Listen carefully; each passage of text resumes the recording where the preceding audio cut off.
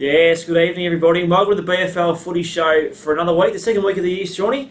As we know, this show is proudly supported by McDonald's Ballarat and also Ballarat Toyota. Sean, round one was finally upon us on the weekend, mate, and what a round of footy it was. It was indeed, mate. A fantastic round of footy. Great to have footy back in the Ballarat Football League as well, and we saw some results that may not necessarily have gone to the original script on the weekend. We did, mate. The first game we'll look at was played between Ballarat and Melton South. Ballarat 19-14, 128 defeated Melton South 10-13, 73. This game was played at the Alfred Reserve. For Ballarat, Will McGregor, the big recruit in the off-season for Ballarat, kicked 3 goals, along with Ash Baker, Rex Hickman and Lachlan Cassidy. For Melton South, Ryan Holzier kicked 3 goals, 2 goals to Mark Dransman and Joey Callis. Better players for Ballarat, Lachlan Cassidy, James Lukic, Sam Conroy and Shane Hutchison. Better players for Melton South, Anthony Peaver, Ben Peters and Craig Seal. So a really good start to the season for Ballarat. Good to see those recruits playing some good footy at the start of the season as well, Sean. Yeah, it was. Look, obviously there's been a fair bit of hype about Ballarat and their recruits over the off-season, so good to see them deliver in round one. Will McGregor 3 goals, all running goals, and great to see someone with some experience like Will back in the side as well for the Swans. Motored away after half-time. It was pretty close in the first half. Obviously, Melton kicking themselves out of the game a bit, as we saw 3 goals 10 in that first half, but Ballarat just putting the foot down after half-time from all reports. That's when they played their best footy. Now this game we'll look at was a big game played at the Wendouree Reserve between Lake Wendouree and East Point. Lake Wendouree 17-11, 113, defeated East Point 6-13, 49. For Lake Wendouree, Lucas Anderson kicked 6 goals, 2 goals each to Ben Hayes, Brendan Olszewski and Matthew Tuminello. For East Point, Jake Dunn and Toby Boyle kicked 2 goals. Better players for Lake Wendouree, Lincoln Barnes, Lucas Anderson, Matthew Tuminello and Angus Kirby. The better players for East Point, Joel Van Meel, Jonathan Lanyon, Chris Banwell and also James Park. An outstanding performance from Lake Wendouree. I think you might have mentioned on the show last week, Shawnee, that you've been hearing some noises out of Lake Wendouree, basically saying how good their pre-season's been. Some pretty handy recruits as well, and obviously East Point have lost a few players in the off-season. And Lake Wendouree started the season very well. Yeah, I have. I went down and had a look at this game, and really it was all over by half-time. Lake Wendouree kicked 4 goals against a pretty strong wind in the first quarter. Held East Point scoreless in the second quarter, kicked 4 goals of their own, and it was all she wrote. And the big difference was the tools at either end of the ground that they haven't had before. Lucas Anderson at full forward really gave them a target and straightened them up going forward. And if he didn't mark it, he brought the ball to ground. He had a really strong set of hands. And at the other end, Big Tom Carey, the big source at centre-half back, did a really, really good job just holding down that defensive line, especially with Coach Gavin Webb going off early in the game. Old man's disease or something like that, I think it was. He got a bit of a corky that he said during the game, so it took him a while to rub it off. But really good structure for the Lakers, and it showed on the weekend in the results. Yeah, that's right. And you mentioned about the key tools they've got this year. I think they haven't really had a key focal point up forward since Paul McMahon really. So they've just sort of filled gaps with different players. No disrespect to who's played there in the past, but it's good to see them, got a genuine 40 in Lucas Anderson, and obviously Tom Carey can play at both ends, as you mentioned before, so he's going to be a very valuable asset as the season goes on. We might even see both those players playing in the forward line at different times throughout the season as well, so really good win there for Lake Wendouree. What do you see East Point going from here? Look, it's not all doom and gloom for East Point. Don't sing too many bad songs. They had a bad day. They obviously have to replace 120 goals from Dan Jordan, which is a tough task no matter what kind of side you are. Someone like Brad Whitaker would fill that beautifully. He's been more used to playing centre-half forward and playing high, and plays lateral across that half-forward line. Yeah. They didn't really push him deep during the game. They tried Jake Dunn later in the game with some success deep, obviously having him in the goal square and having that tall target, where I thought they might have pushed Witts a bit deeper into the goal square and kind of played him out of the goal square a bit early on when it looked like the Lakers were getting on top, and it might have dragged Tom Carey back to the goal square as well and just gave it a bit of a different thing. But look, East Point's midfield's still very strong. Hayden Walters was okay without dominating the game. He's came in off some injuries. Jonathan Lanyon looked very good in number 2, Jason Delaney's old jumper, and he's well and truly wearing that nicely. And some good things around the ground from a few players. Joel Van Meel was good in defence. Jimmy Park was good. Even Toby Boyle was good on the day. Very good. Next game we'll look at, actually before we do, you caught up with Gavin Webb, the Lake Wendouree coach.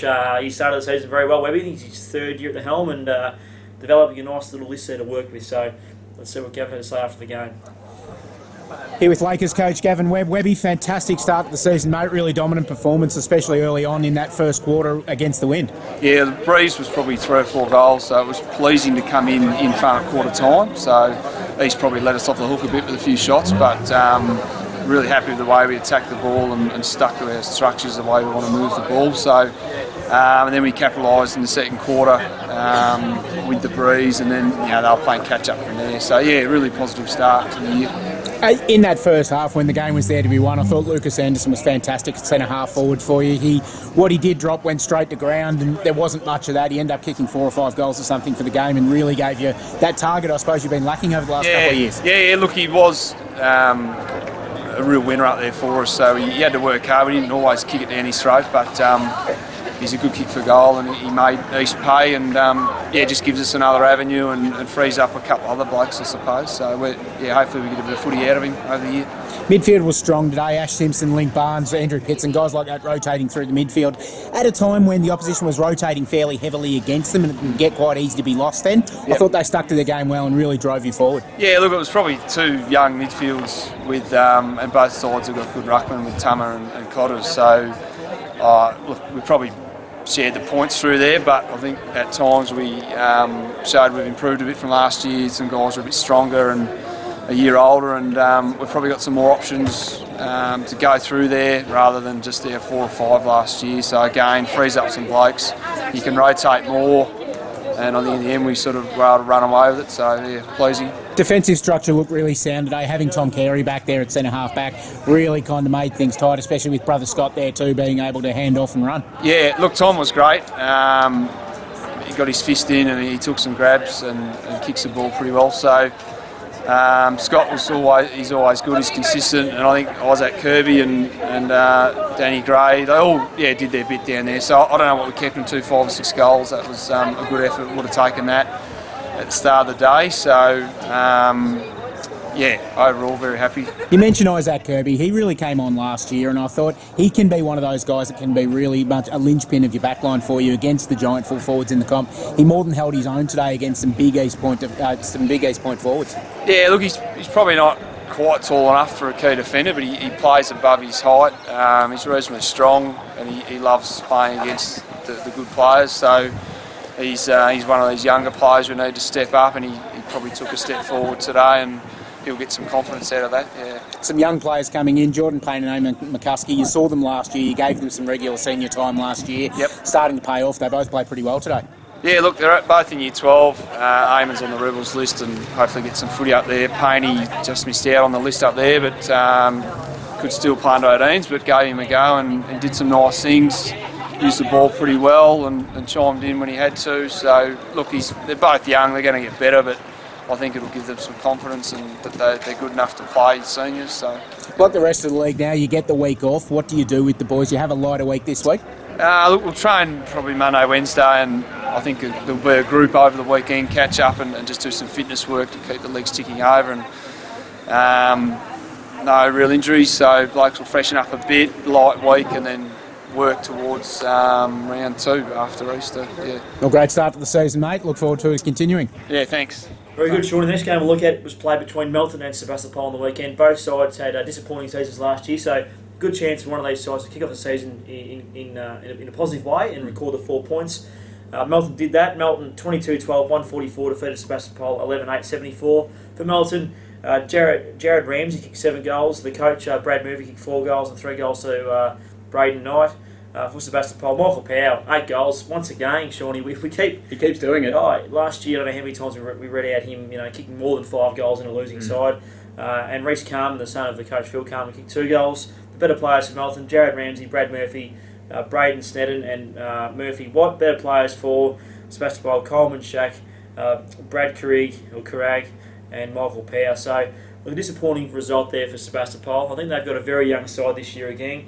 They just need to try and keep improving as the weeks go on. And for Melton, a really good start for them. Yeah, it was. And look, it was the second quarter that did all the damage. As we saw, Melton 9 goals to 2 in that second quarter. And I think Melton are going to be okay this year. They've got some really handy players that have come in. Obviously, Jared Ramsey kicking 7 goals. We know Brad Murphy's played AFL footy before. And guys like Murphy White, guys like that Brett Pitts that have played some high-level footy before and are really players to watch. So I'd take a fair bit out of this game if I was playing Melton next week. Someone like Redan would have to play them in the Anzac Day weekend. And I suppose Sebastopol's still learning. It's still getting getting to know different game plans, different structures. The kick it to Michael Powell game plan works. We know that. Obviously, they need a bit more help around him, though. If they can find someone like a Reece Carman or a Stephen Keeler or someone like that can take a defender away from Powell, because otherwise teams are just going to drop 2 and 3 back on him, and they're going to make it really difficult for him. Definitely. If they can get someone else to pick up that slack, things will improve down at the Borough.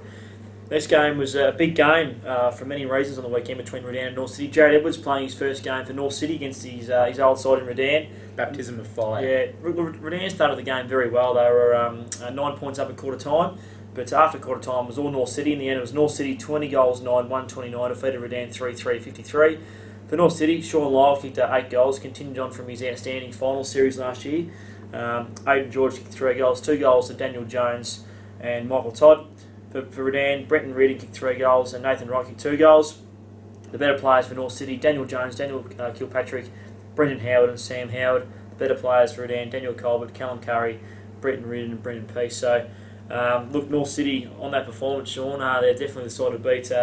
Redan had a few players out. I think Brett Dickinson, I think the captain, Garrett G and Polo, both away on the St Pat's College trip up north. So Ryan Wade was up there as well. Ben so Jess was on his honeymoon. They had quite a few. Quite a few players out. So they'll get better, Redan. There's no doubt about that. They will. But North City have started the season very well. And you can only beat whoever you come up against on the weekend, and North City did exactly that. As you said, they've started the season well. They had some outs of their own. Marcus Darmany didn't play. Yep. Base McNamara didn't play, their premiership skipper as well. So there was a few out of North City's lineup as well. Don't you worry about that. And Sean Lyle, how good a form is he in? He started the season with 8 goals. He did a pre-season with the VFL with Footscray. Yep. And it's probably just because he hasn't got a Mick Williams there this year. His clubs are going to key onto him more this year. And he's going to be the main forward. He's going to get the best defender every time around, which will help Derek Micallef as he goes along as well. Exactly. But teams are going to close down on Sean Lyle. And if he can kick 8 goals like he did and keep getting multiple goals every week, it's going to make a real difference to North City going back to back. No, for sure. Now, Shawnee, the last game we look at was probably the upset of the round for me.